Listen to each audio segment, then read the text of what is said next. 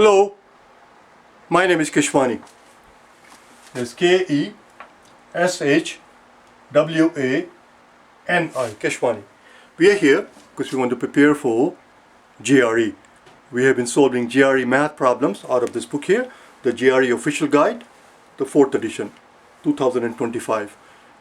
If you do not own this book already, purchase one immediately. You're going to need it.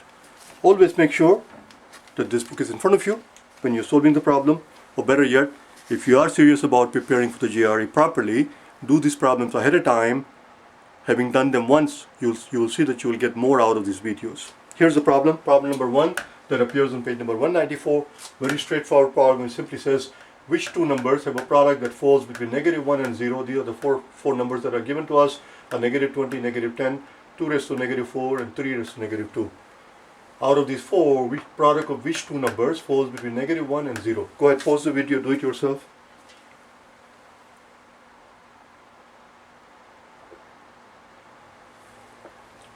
Well, let's see what we can do. Let's take care of simple stuff first. A and B, A times B, A is negative and B is negative. Negative times negative is going to give us something positive, and we're looking for something that falls between -1 and 0. So it's definitely not A times B. Similarly, C is 2 raised to -4, which is 1/16, which is also a positive number. And D is 3 raised to -2, which is 1/9, which of course is also positive. So it's not the product of these two. So it's not A times C, it's not C times D, and it's not A times B. Let's look at the other scenarios. Now we have to look at the other scenarios. So just to keep it simple, just to make sure that I don't miss anything, I'm going to write all of them down. So it's A, B, so it's not A times B, we did that already. A times B, let's take care of A times C. A is -2,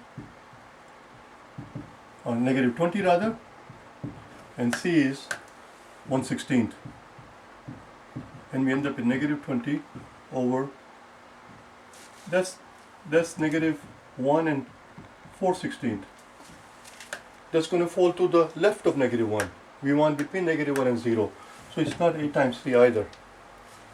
Let's look at A times D. A times D. A times D. A again is -20 and D is 1/9. And we end up with -20 over 9. That's even worse. That's going to give us 2 and 2/9.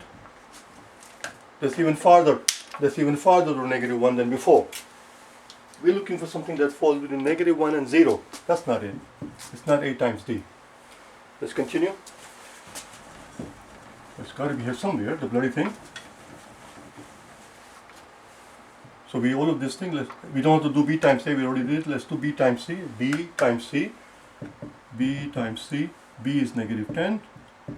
C is 1/16. That's negative. Oh, voila, there you go, we got it.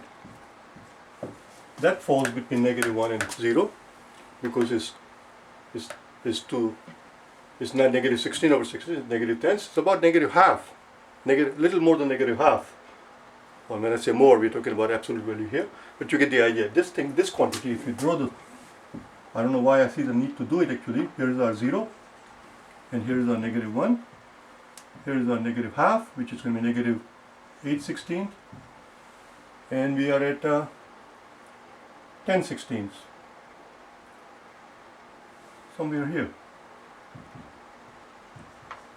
That works. The answer is B and C. Since we're doing it, let's try out B and D, see why it does not work. Let's do B and D on the top here, just to show ourselves that it does not work. B times D. B is -10. D is 1/9. Oh, there we go. That's going to give us -10/9, which is -1 and 1/9. That's going to be to the left of -1. The answer is B and C. B and C. Make sure you mark both the answer choices. Otherwise, you will not get the credit. The product of which two numbers gives us a quantity that falls between -1 and 0. The answer is quantity B and quantity C, the product of these two numbers. I'll see you tomorrow, okay? Bye now.